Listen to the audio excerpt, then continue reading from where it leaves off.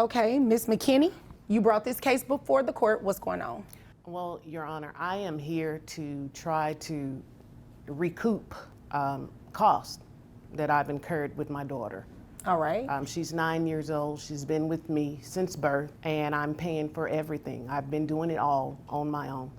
All right. Without a problem, but I've been doing it all on my own. All right. And when you say all on your own, Dad isn't helping out financially at all? At all.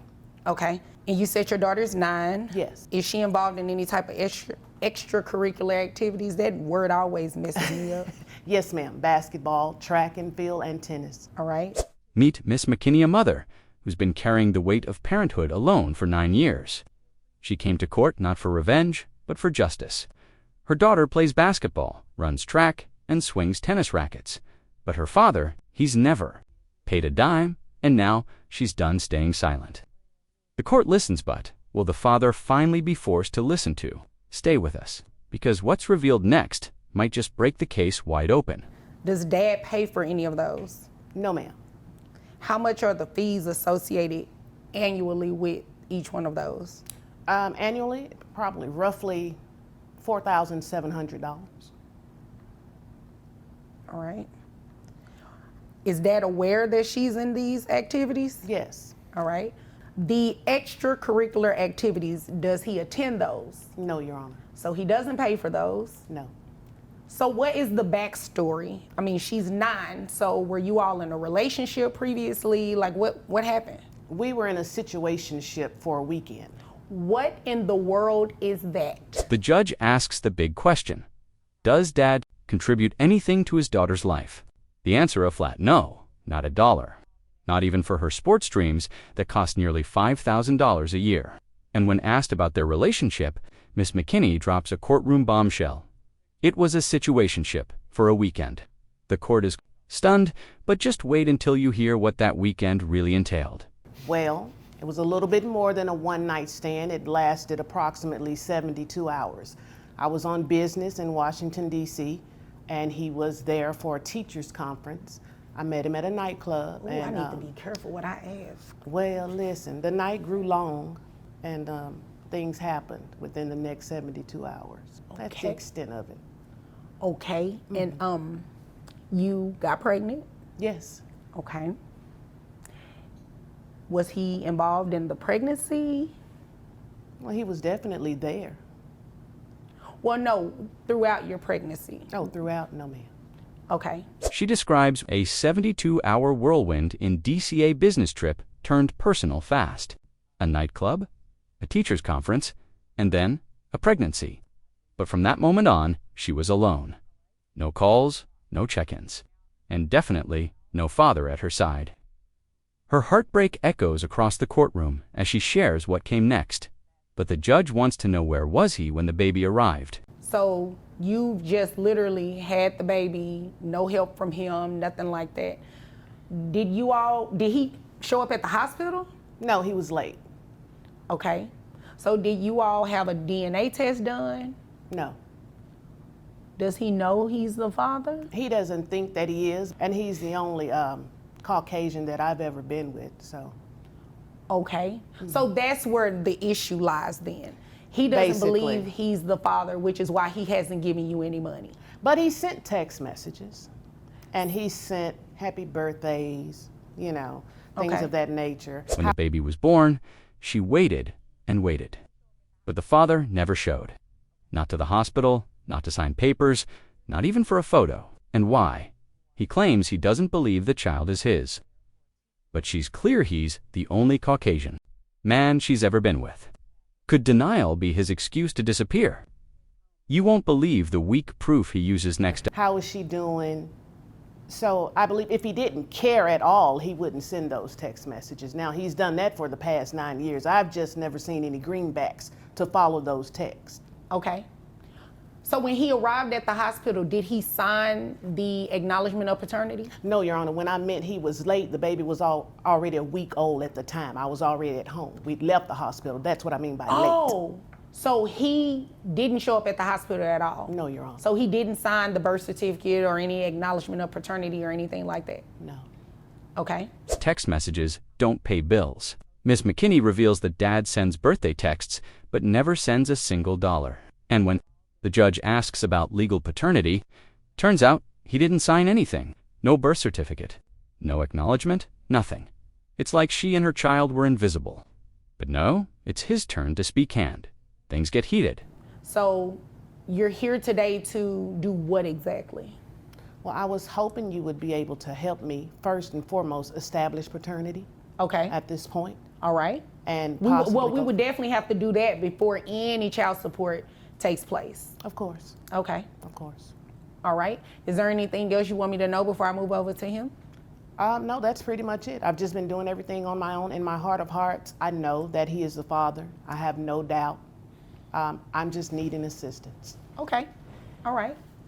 All right. She's not just here for a check, she's here for the truth. Miss McKinney requests a paternity test. After years of silence and absence, she's finally putting it in front of a judge. She knows he's the father. But can science finally force him to take responsibility? It's his time on the stand next, and he's got a lot to say. Right, sir? Yes, Your Honor. Is what she's saying. Now, let me be clear in my questions because I just realized that I probably shouldn't have asked that question like that. Now, bypass all the 72-hour stuff that she talked about, right? Mm-hmm. Now, she's pregnant. She was. Okay, you were not involved in that process at all in No. terms of the pregnancy. Look, let me just start off by saying that most of what she said is essentially true. Okay. Although there's some giant omissions in there and some things that you need to take into account to get the full picture. The father steps up and admits most of her story is true. But there's more to it, he says. Things she left out. He claims she's hiding the full picture. Could there be a twist? Or is this just the start of his defense? You won't believe the context he's about to drop. Picture. Well, does it involve the 72-hour So thing? we were involved approximately that amount of time. Yes, Okay. that sounds about right. Yeah, I don't want to know any specific don't details worry. about that. I'm not here to give you the details of it. I'm just here to tell you that we were in an intimate relationship on and off for about 72 hours, yes. Okay. So, after you found out she was pregnant, what happened? Well, first let me add some context to everything before I answer that, Your Honor.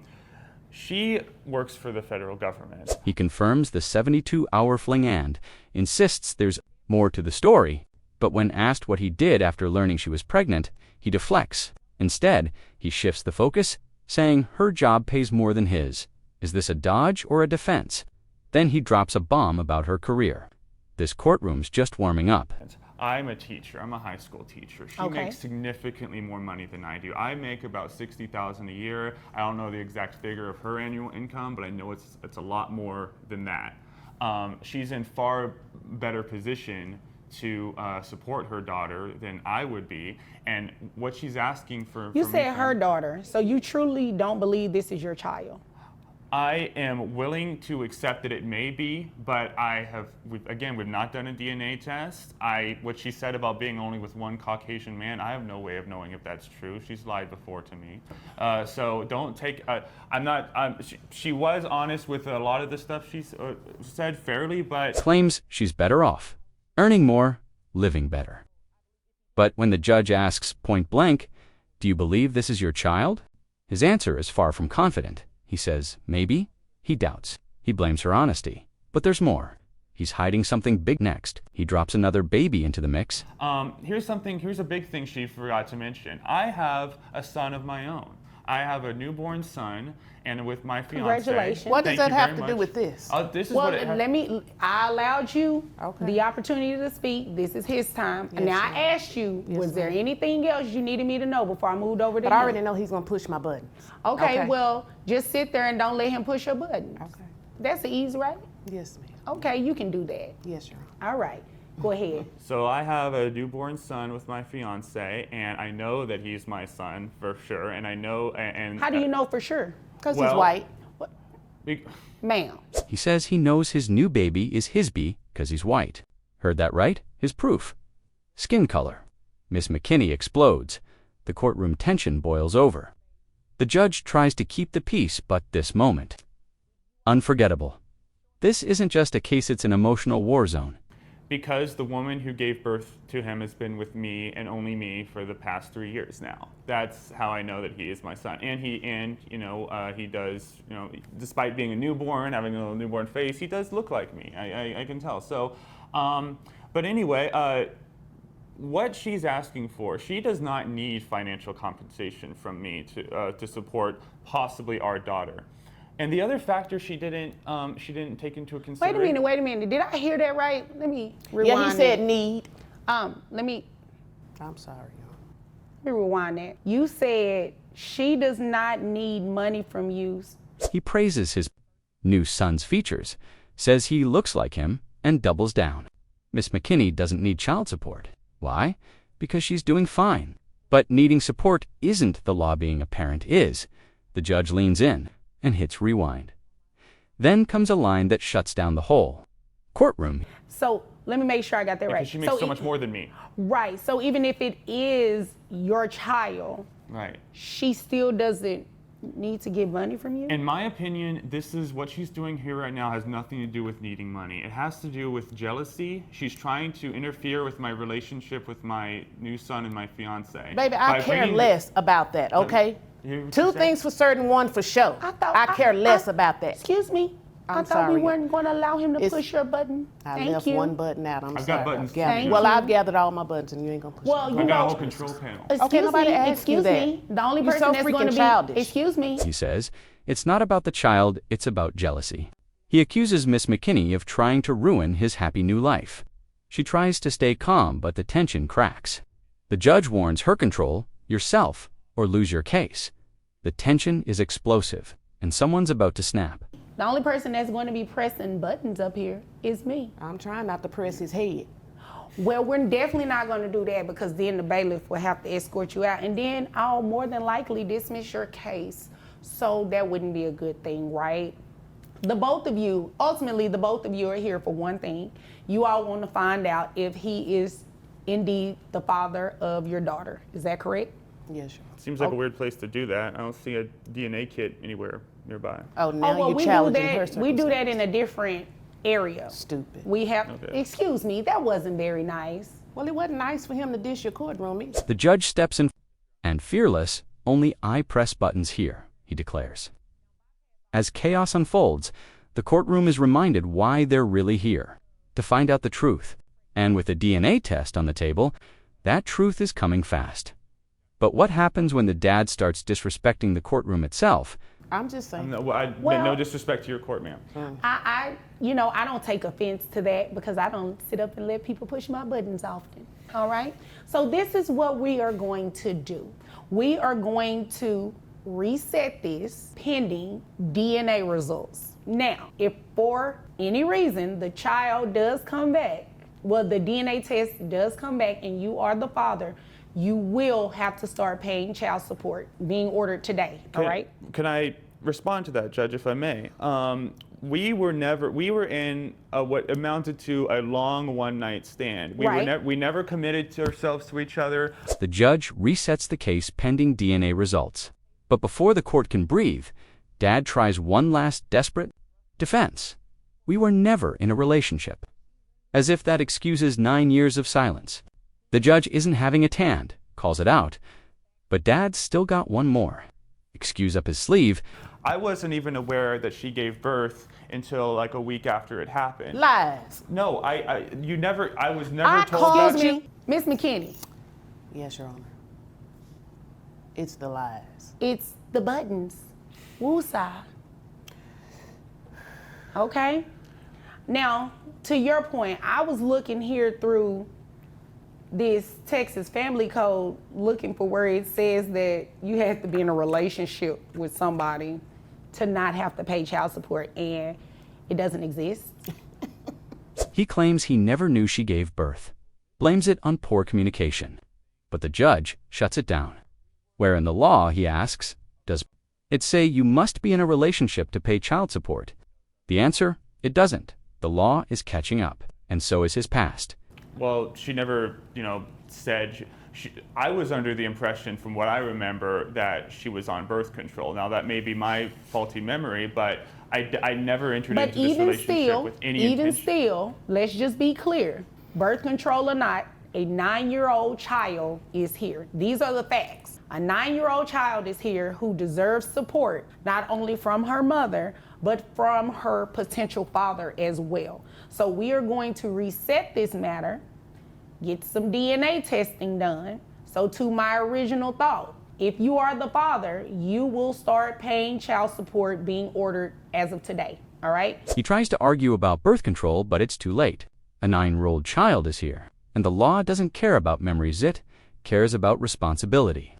The judge orders DNA testing immediately, and if he's the father, support begins today. The moment of truth is just around the corner. If he is not the father, you can come back to court and petition as many people. Now, don't take that offensive. I'm not saying that you just been with everybody or anything like that, but you can come back and petition as many people as necessary, because this child, as I just stated, deserves to have the support from not only her mother, but from her potential father as well. So, do you all have any questions about what you're going to do? No, Your Honor. No. No? Okay. And you have to make your daughter available for testing as well. She's available. Okay. She's here. Okay. So we can go ahead and get that taken care of today. Oh, yes, we could. Okay, so we'll reset y'all. Thank you. Thank you. Judge lays it out. If he's not the father, petition someone else. If he is child support begins today, no more running. No more excuses. This little girl deserves the truth. And finally, she's going to get it. If this case made you feel something, drop a comment. Do you think the father will step up if the DNA confirms it? Like, share, and subscribe for more courtroom stories that reveal the truth behind the testimony.